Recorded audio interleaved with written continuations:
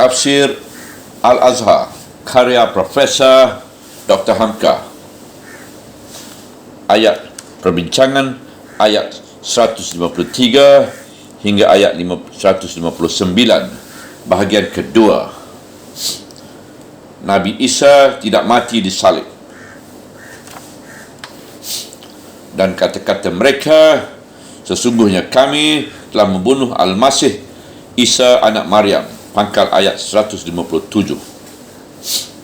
Orang Yahudi membangga bahawa mereka telah membunuh Isa anak Maryam, iaitu Rasulullah yang telah diutus Tuhan untuk mengembalikan mereka kepada isi Taurat yang sejati. Sebab Nabi Isa sendiri adalah dilahirkan oleh Maryam, keturunan Bani Israel juga. Bukan sahaja mereka telah mengusahakan membunuh Nabi Isa, bahkan Zakaria dan Yahya pun mereka fitnahkan pula kepada Romawi sehingga keduanya terbunuh.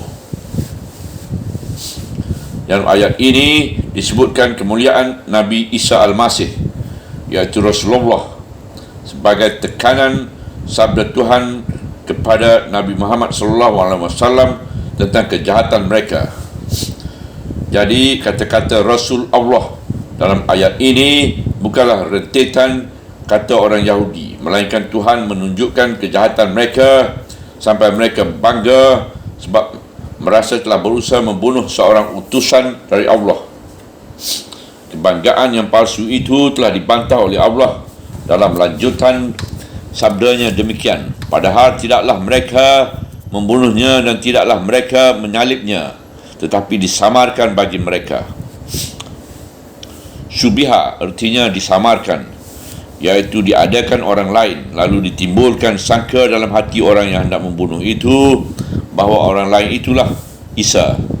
Sebab itu maka yang mereka banggakan bahawa yang mereka bunuh ialah kebanggaan yang tidak kena mengena dengan kejadian yang sebenarnya. Dan sesungguhnya orang-orang yang telah berselisih tentang itu adalah dalam keadaan ragu daripadanya. Artinya bahawa orang-orang yang telah berselisih faham tentang siapa yang mati terbunuh dan tersalib itu, iaitu ahli-ahli kitab, sebenarnya adalah ragu atau bimbang tentang keadaan yang sebenarnya. Pastikah yang disalib itu Isa atau orang lain? Tidak ada pengetahuan mereka yang pasti atau satu fakta yang dapat ditunjukkan sebagai bukti. Dalam ayat ini disebut kalimah syak menurut ilmu mantik, iaitu logika. Syak bererti ragu-ragu atau bimbang dalam menghadapi di antara dua soal, antara ada dengan tidaknya. Tidak dapat memastikan ke mana beratnya, kepada ada atau tidaknya. Tetapi menurut pemakaian bahasa Arab, sama artinya dengan jahil atau mengetahui sama sekali atau tidak terbayang dalam otak atas adanya. Tidaklah ada pada mereka pengetahuan tentang hal itu kecuali menuruti sangka-sangka. Di sini dinyatakan bahawa pengetahuan pasti mereka tentang hal itu tidak ada. Yang ada hanya semata sangka-sangka. Sangka-sangka menjadi arti dari zan yang termaktub dalam ayat. Menurut ilmu mantik, zan yang berarti sangka-sangka itu ialah lebih berat kesimpulan pemikiran dalam menghadapi dua soal di antara adanya dengan tidak adanya. Ahli mantik mengatakan bahawa apabila dalam menimbang di antara dua hal telah berat fikiran kepada adanya sesuatu, maka lawannya, iaitu kemana ringannya perkiraan, bernama waham. Maka dalam ayat ini dijelaskan bahawasanya pendirian mereka mengatakan bahawa yang mati itu disalib ialah Nabi Isa hanyalah semata-mata sangka-sangka. Salah satu yang menyebabkan timbulnya sangka-sangka itu ialah telah membaca keterangan dari penulis-penulis kitab yang mereka namai Injil, yang dikarang oleh 4 orang, iaitu Markus, Matius, Lukas dan Yahya. Dan keempat orang yang menulis itu tidak seorang juga yang hadir ketika hal itu kejadian. Mereka tulis Injil itu lama setelah Nabi Isa meninggalkan dunia. Yang mereka catat adalah berita-berita yang mereka dengar dari orang lain. Sebab itu sampai sekarang ini, bila keempat Injil itu kita baca, terdapat kenyataan baik bila melihat susunan mereka yang Injil itu kita baca, terdapat baik bila melihat susunan mereka yang berbeza-beza, ataupun jika ditilik jalan kisah itu sendiri setinggi-tinggi, yang dapat dipastikan hanyalah sangka-sangka yang dapat disimpulkan dengan kata-kata ada kemungkinan Isa itu mati disalib. Tentang kebimbangan dan keraguan itu sudah nyata telah timbul dalam kalangan mereka jauh hari sebelum Nabi Isa hendak ditangkap orang itu. Ini terpampang dalam sabda beliau sendiri kepada mereka. Lalu kata Yesus kepada mereka itu, kamu sekalian kelak menaruh syak akan daku pada malam ini, kerana ada tersurat bahawa aku memalu gendola dan domba yang sekawan itu akan bercerai-berai. Matius 26 hingga 31, Markus 14 hingga 27, 31, dan Lukas 22, 31, 38, dan Yahya 13, 36, 38.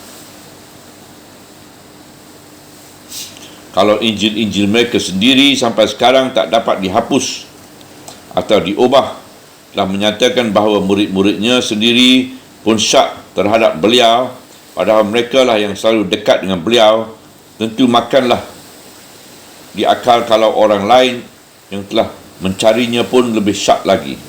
Itu sebabnya maka Al-Quran menegaskan, dan tidaklah mereka membunuh dia dengan yakin, ujung ayat 157.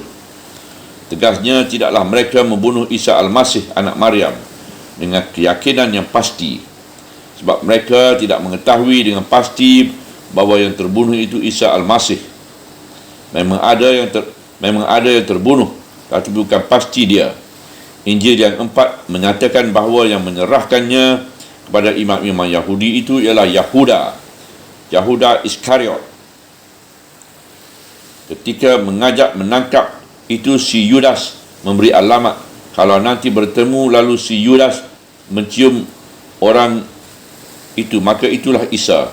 Itu saja sudah bukti tertulis bahawa tentera yang akan menangkapnya itu tidak ada yang tahu pasti mana yang ada. Bahkan dalam riwayat-riwayat yang dinukilkan oleh ahli-ahli tafsir Islam sendiri, dalam mentafsirkan ayat ini pun masih nampak gambaran dari syak dan kebimbangan ini, sebab mereka menerima riwayat dari orang-orang Yahudi dan Nasrani yang masuk Islam. Satu riwayat yang dinukilkan oleh Ibn Jar menyatakan bahawa rupa Isa disamakan kepada Yahuda itu sendiri, sehingga dialah yang tertangkap dan dialah yang disalibkan. Satu riwayat lagi menyatakan bahawa seorang dari antara murid beliau yang masih muda, seketika ditanya oleh Isa supaya siapa yang sudi mengorbankan diri mengganti tempatnya, pemuda itu telah tampil ke muka menyatakan bersedia mengorbankan diri. Maka seketika saudara-saudara Romawi dan pemuka-pemuka Yahudi itu datang, dan waktu itu hari telah senja, sehingga muka manusia sudah tidak jelas lagi. Pemuda itulah yang memberikan dirinya. Inilah riwayat yang dirawikan oleh Sa'id bin Jubair daripada Ibnu Abbas. Adapun riwayat-riwayat ini diterima oleh sahabat-sahabat Rasulullah, dan tafsir sesudahnya ialah dari orang-orang ahli kitab yang masuk Islam, di antaranya Wahab bin Munabih. Satu riwayat lagi menyatakan bahawa serdadu-serdadu yang datang menangkap menjadi ragu dan bimbang yang mana Nabi Isa, kerana pada saat itu 12 orang murid yang hadir ditakdirkan Allah menyerupai Isa belaka. Bahkan dia telah diangkat Allah kepadanya. Pangkal ayat 158. Kalimat bal di sini yang berarti bahkan, di sini digunakan sebagai bantahan kepada persangkaan mereka yang salah itu, lalu memberikan kepastian bahawasanya Isa Al-Masih tidak mati di kayu salib, melainkan Allah telah mengangkatnya kepadanya. Pada surah 3 Ali Imran, tafsirnya sudah kita uraikan panjang lebar. Ayat ini adalah sebagai penguat ayat yang telah lalu itu. Ibnu Abbas mentafsirkan mutafawwika dengan arti kami matikan engkau. Ibnu Jurayj menafsirkan mutafawwika dengan kami ambil engkau.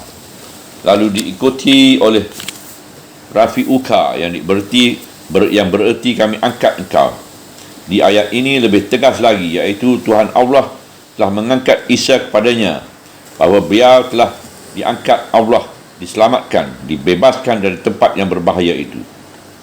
Ibnu Jar menegaskan tafsirnya demikian. Allah telah mengangkatkannya ke sisinya.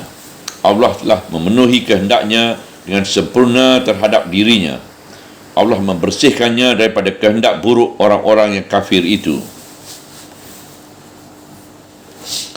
Setengah penafsir telah menafsirkan bahawa seketika itu juga Nabi Isa telah diangkat Allah ke sisinya di langit. Sekarang dia ada di sana.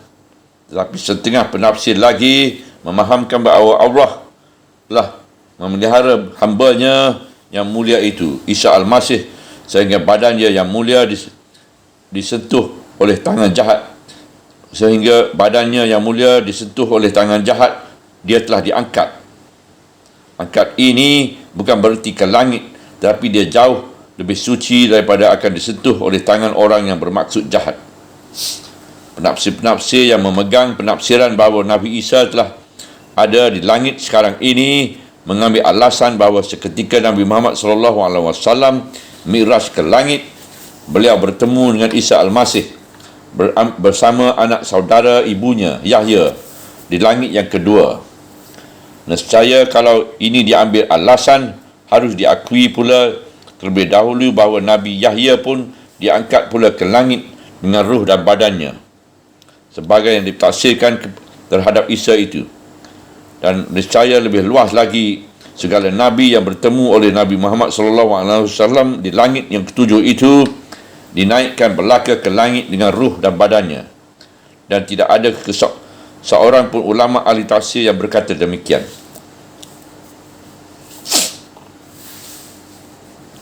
Sebab itu datanglah penafsiran yang lebih dekat kepada fahaman kita dari Imam Ar-Razi. Kata beliau, dia telah diangkat Allah kepadanya, ialah ke tempat kemuliaan Allah, ke tempat kemuliaan yang pantas bagi seorang Rasul dan Nabi Allah. Maka tafsiran ini sesuailah untuk menuruti lanjutan ayat. Dan adalah Allah itu maha gagah lagi maha bijaksana. Ujung ayat 158. Betapapun gagahnya serdadu-serdadu yang datang menangkap, menjalankan perintah dari satu pemerintahan yang berkuasa, namun Allah lebih gagah. Tidak satu kekuasaan pun apa yang ada yang dapat merintangi kegagahan Allah. Bagaimanapun bijaksana musuh Allah itu, namun Allah lebih bijaksana. Ada saja jalannya bagi Allah buat menggagalkan rencana busuk musuh-musuh Allah. Kemudian itu juga terdapat beberapa hadis ahad mengatakan bahawa Nabi Isa akan turun kembali dari langit untuk memecahkan kayu-kayu salib yang dipuja oleh Nasrani dan membunuhi babi-babi.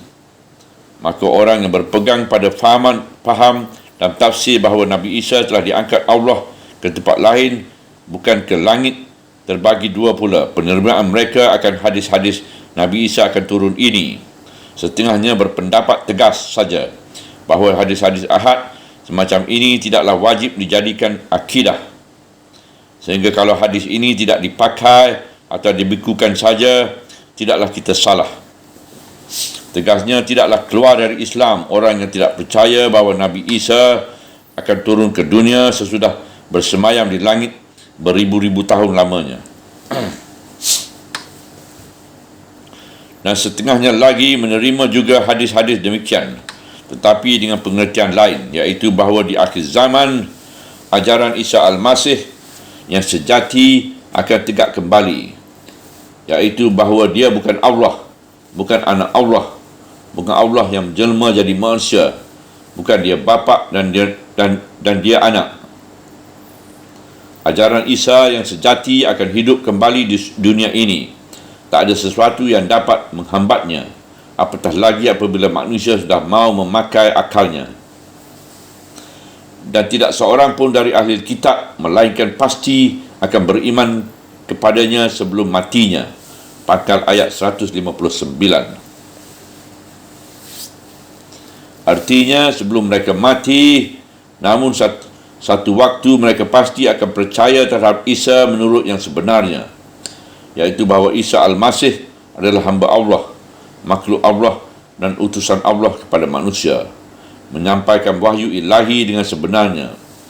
Satu waktu kebenaran itu akan tersikap juga dalam fikiran mereka yang suci murni. Yahudi akan percaya bahawa Isa Al-Masih bukanlah anak dari Maryam di luar nikah. Nasrani pun akan mengakui bahawa Isa Al-Masih itu manusia pilihan Allah, sebagai nabi-nabi yang lain juga.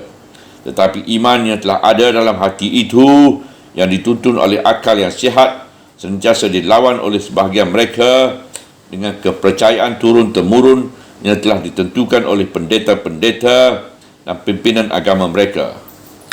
Sehingga sampai pada masa kita sekarang ini pun, seorang yang akan mati lekas-lekas dijemputkan pendeta untuk memimpin kematiannya. Kepercayaan yang telah ditetapkan itu tidak boleh diubah. Namun dalam akal murni ahli kitab itu, sebelum mati pasti akan percaya bahawa Isa bukan Tuhan. Dan pada hari kiamat, dia akan menjadi saksi atas mereka. Ujung ayat 159. Di hari kiamat, kelak Isa Al-Masih akan memberikan kesaksian atas mereka sebagaimana tersebut di penutup surah 5 Al-Maidah. Beliau akan mengatakan di hadapan Allah bahawasanya yang pernah beliau sampaikan kepada umatnya tatkala dia masih hidup, tidaklah sekali-kali menyebut bahawa dirinya Allah atau anak Allah, bapa yang menjelma jadi anak Allah, atau mati di atas kayu salib untuk menebus dosa manusia. Yang beliau sampaikan hanyalah menyuruh manusia menyembah Allah yang Maha Esa, Tuhanku dan Tuhan kamu. Dalam kesaksian itu kelak, Nabi Isa akan menjelaskan mana-mana yang umatnya sejati dan mana-mana yang telah merubah daripada apa yang beliau ajarkan. Subhanallah, walhamdulillah, wala ilaha illallah, wallahu akbar, wala hawla wala quwata illa billahil aliyyil azim, wala hawla wala quwata illa billahil aliyyil azim, wala hawla wala quwata illa billahil aliyyil azim.